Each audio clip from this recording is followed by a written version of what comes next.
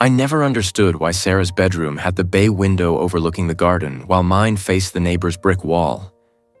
It wasn't just the view, it was everything. The pattern had been established long before I could even recognize it. But by my 12th birthday, the inequality had become impossible to ignore. "James, hurry up. We're going to be late for Sarah's recital." Mom's voice echoed up the stairs as I reluctantly closed my dog-eared paperback. Another Sunday afternoon sacrificed at the altar of my younger sister's accomplishments. "Coming," I mumbled, knowing full well that no one was actually listening for my response. The auditorium was packed with proud parents clutching expensive bouquets and professional cameras. My father had upgraded his equipment just last week to properly capture Sarah's pirouettes. He'd explained while swiping his credit card without even glancing at the total. This was the same man who had lectured me about fiscal responsibility when I'd asked for $20 for a school field trip. Sarah floated across the stage in a costume that cost more than my entire wardrobe. I clapped at all the right moments, smiled when appropriate, and pretended not to notice how my parents leaned forward in their seats, completely entranced by their precious prodigy, their real daughter. I learned the truth on a rainy Tuesday afternoon during my junior year of high school. I'd been searching through the attic for my birth certificate for a driver's ed requirement when I found the adoption papers tucked into a manila envelope.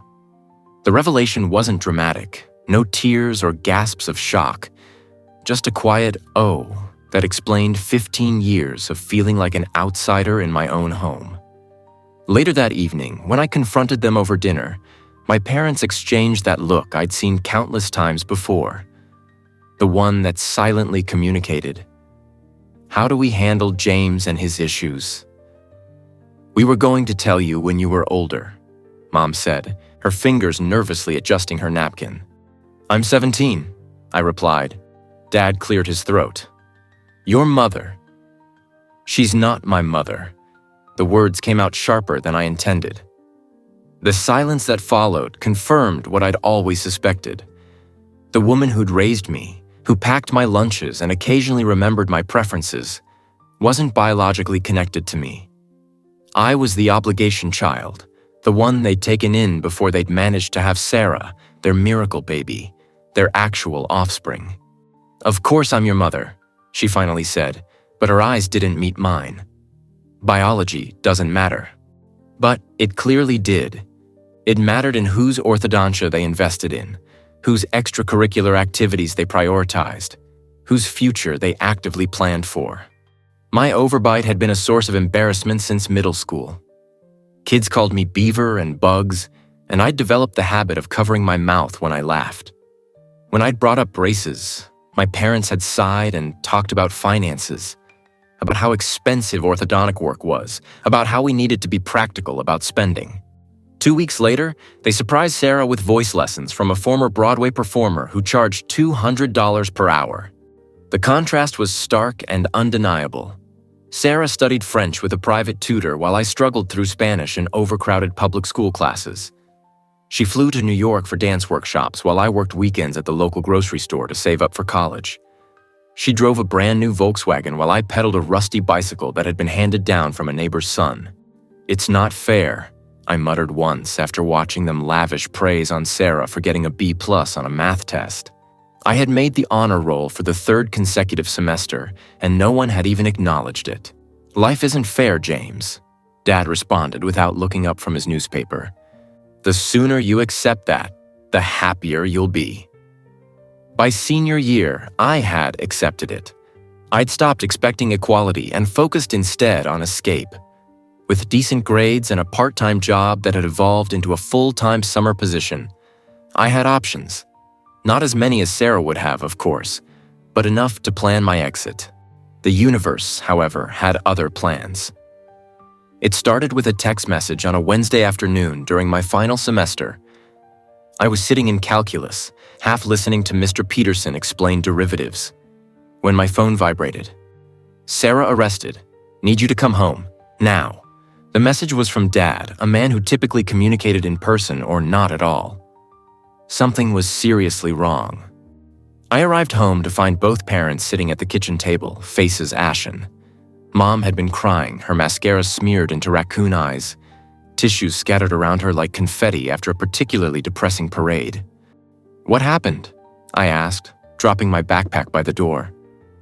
"Your sister," Dad began, his voice uncharacteristically shaky, "was caught shoplifting at Saks Fifth Avenue in Manhattan." I blinked, processing the information. Sarah was supposed to be at a dance competition in New York. She'd been preparing for months, and our parents had spared no expense. Private coaching sessions, a custom-made costume, first-class plane tickets. Shoplifting? Sarah? The disconnect between their golden child and this new criminal identity was jarring. Mom dissolved into fresh tears. "They're pressing charges. Apparently she tried to steal a $2,000 handbag by hiding it under her dance gear." "Why would she do that? You guys give her everything she wants." The question slipped out before I could filter it. Dad shot me a warning look. "This isn't the time for that, James." But it was exactly the time. The perfect daughter had cracked, revealing something my parents had failed to see through their rose-colored glasses. Sarah was deeply flawed, just like the rest of us. "So what happens now?" I asked. "We've hired an attorney, but New York has strict penalties. She's being held in a juvenile detention center until her hearing next week." Dad rubbed his forehead, looking suddenly much older than his 52 years. "And the dance competition?" "Obviously, she won't be participating." Mom's voice was sharp, as if I'd asked an impossibly stupid question. I nodded, suppressing the urge to point out how many thousands of dollars they'd just wasted. "Do you need me to do anything?" They didn't, not really. They never did. I was just the backup child, the spare part kept around in case of emergencies. But this was one situation where I couldn't help even if I wanted to. The following weeks were a blur of lawyer meetings, tearful phone calls, and tense family dinners. Sarah's case made the local news. Elite dancer faces theft charges in NYC. And suddenly, our family's carefully cultivated image of perfection was under scrutiny. Sarah ended up spending 30 days in a juvenile detention facility. My parents were devastated, not just by her punishment, but by the public nature of her fall from grace. The whispers at church, the sympathetic head tilts from neighbors, the sudden silence from dance academy parents who had once competed for playdates with the talented Sarah. It all took a toll. The day we picked her up from the detention center, I expected to see a chastened version of my sister. Instead, she emerged with a hardened glint in her eyes and a new set of friends' phone numbers scribbled on her arm. "Freedom at last," she declared, stretching dramatically in the parking lot as if she'd survived years of imprisonment rather than a month. Mom hugged her tightly. "We're just glad you're okay, sweetheart. This is all behind us now." But it wasn't. Not by a long shot. 6 months later, I was packing for college when my phone buzzed with a news alert. I nearly dropped it when I saw Sarah's face staring back at me from the screen. "Local teen arrested again. Vandalism and resisting arrest." The article included a video that was rapidly going viral. There was Sarah, spray paint can in hand, decorating the side of the town's historic library with what she later claimed was political art. When the police arrived, instead of complying, she'd thrown the paint can at an officer's car and attempted to flee. The entire incident had been captured by a bystander whose video now had over 1 million views. I sat heavily on my bed, watching the footage loop on my phone. Sarah's face was contorted with rage as she screamed obscenities at the officers. This wasn't the graceful ballerina my parents had invested their lives in. This was someone else entirely, someone dangerous and unpredictable.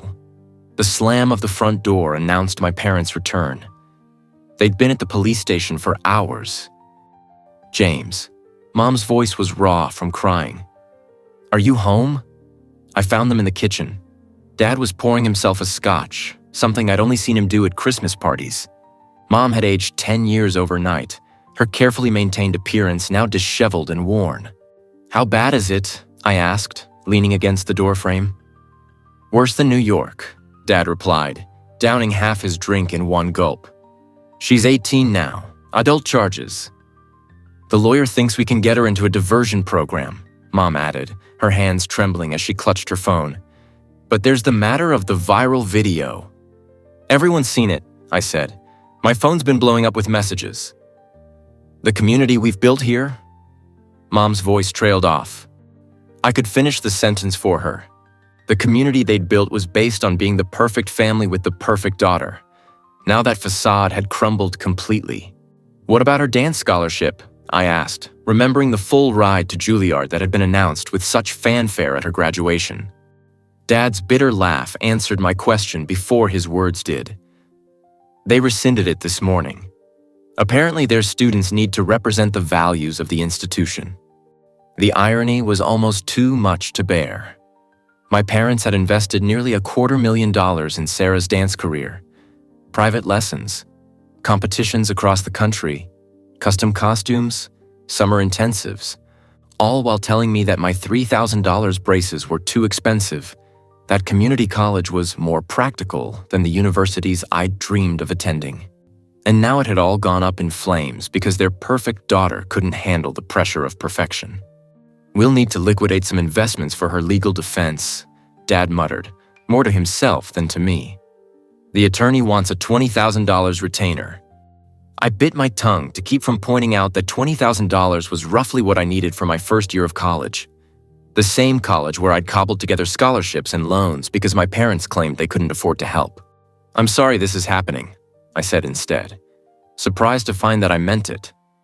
Despite everything, Sarah was still my sister, and some part of me still cared about her. Mom looked up at me with red-rimmed eyes. You've always been so good, James, so steady. We haven't appreciated that enough. It was the closest thing to an acknowledgement I'd ever received, and it came too late to fill the hollow space years of favoritism had carved out inside me. The next few months were a blur of legal proceedings, family therapy sessions, and community service hours. Sarah avoided jail time but was placed on strict probation. Her once promising future now included mandatory drug testing and meetings with a probation officer. My parents' social circle contracted dramatically.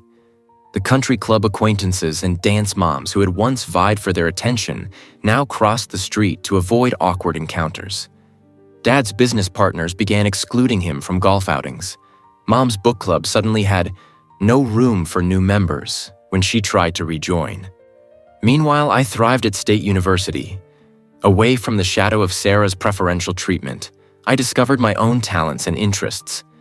I joined the debate team, developed a passion for environmental science, and even started dating a brilliant art history major named Eliza who really saw me, for the first time in my life. Thanksgiving break arrived with a mixture of dread and curiosity. I hadn't been home since the semester began, choosing instead to immerse myself in campus life. But eventually, I had to face my family. The house looked the same from the outside. Well-maintained colonial, perfect lawn, tasteful holiday decorations. But inside, everything had shifted. Sarah was subdued, her once boundless energy now contained and careful. She offered a tentative smile when I arrived, helping to carry my bags upstairs, something she would never have done in the past. "How's school?" she asked as we reached the landing. "Good, really good, actually." I studied her face, searching for signs of the sister I'd grown up with. "How are you doing?" She shrugged, a gesture so normal and teenage-like that it caught me off guard. "Taking it day by day. My therapist says that's all I can do." Dinner was a quiet affair compared to past holidays. No elaborate table settings or catered dishes. Mom had cooked everything herself, and Dad served boxed wine instead of his usual imported bottles. "James has made the dean's list," Mom announced, breaking a lengthy silence. His professor mentioned him specifically in the department newsletter. I nearly choked on my mashed potatoes. How did she even know about that? I certainly hadn't told them. "That's great," Sarah said, and the sincerity in her voice surprised me even more than Mom's knowledge of my academic achievements. "We're very proud," Dad added, raising his glass in a toast. To James. The moment was so surreal that I almost laughed. After years of being the invisible child, I was suddenly the center of attention at our family dinner. Later that night, I found Mom sitting alone on the porch swing, wrapped in a blanket despite the heater running nearby. Mind if I join you? I asked. She patted the space beside her. I've been hoping you would. We sat in silence for a few minutes, watching our breath fog in the chilly air. I found those adoption papers, I finally said. Last year, before everything happened with Sarah. Mom tensed beside me. I'm sorry you found out that way. We should have told you ourselves. Why didn't you? She sighed, her shoulders slumping. Fear, mostly. Fear that you would feel different about us, about your place in this family. I already felt different, I admitted. My whole life, I knew I wasn't the favorite. Tears welled in her eyes. We thought we were protecting you by not telling you, but somewhere along the way, we started protecting ourselves instead. She reached for my hand. I've been learning a lot in therapy. About how we failed you. About how we put too much pressure on Sarah. You gave her everything, I said, the old hurt rising despite my best efforts to keep it contained. And look how that turned out. Mom's laugh was hollow. We gave her everything except what she really needed. Limits, guidance, the chance to fail and learn from it. She squeezed my hand. You had to figure those things out on your own, and look at you now, thriving. The validation felt both wonderful and insufficient. I would have liked braces, though. This time her laugh was genuine. Your father and I have been talking.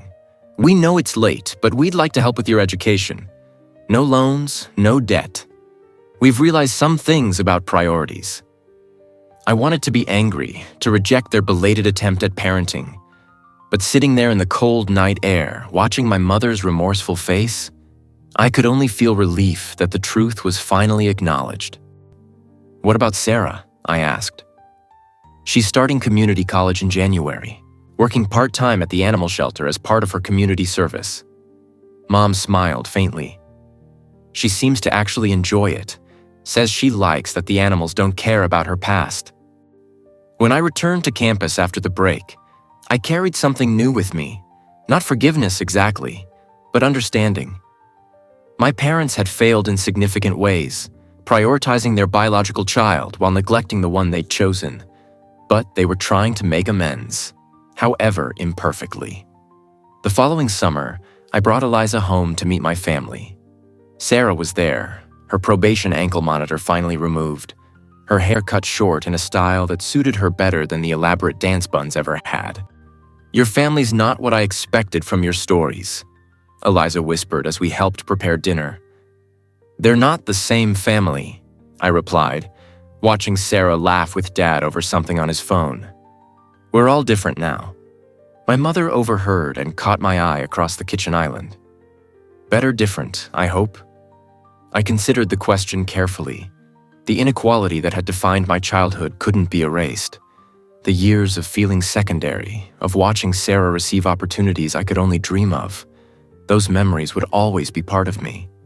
But so would the resilience they had built, the self-reliance I had developed, the strength I had found in my own capabilities. Different, I finally said, and was surprised to find peace in the admission. But we're getting there. That night, as Eliza and I walked around the neighborhood under a sky scattered with stars, she asked me if I resented all those years of being the unfavored child. I used to, I told her honestly. But now I see that being the golden child wasn't the gift my parents thought it was. It was a burden that Sarah wasn't equipped to carry. I had spent years wanting what Sarah had, the attention, the opportunities, the unconditional support. But watching her fall apart under the weight of those expectations had revealed the hidden cost of being the chosen one. Sometimes being overlooked allows you to build yourself on your own terms, to discover strengths that might have remained dormant under constant scrutiny and expectation. My journey hadn't been easy, but it had been mine. Every struggle, every triumph, every hard-won lesson. And in the end, perhaps that was the greater gift. Thank you for watching until the end. If you enjoyed the video, make sure to like and subscribe to the channel. There's a lot more interesting content coming soon.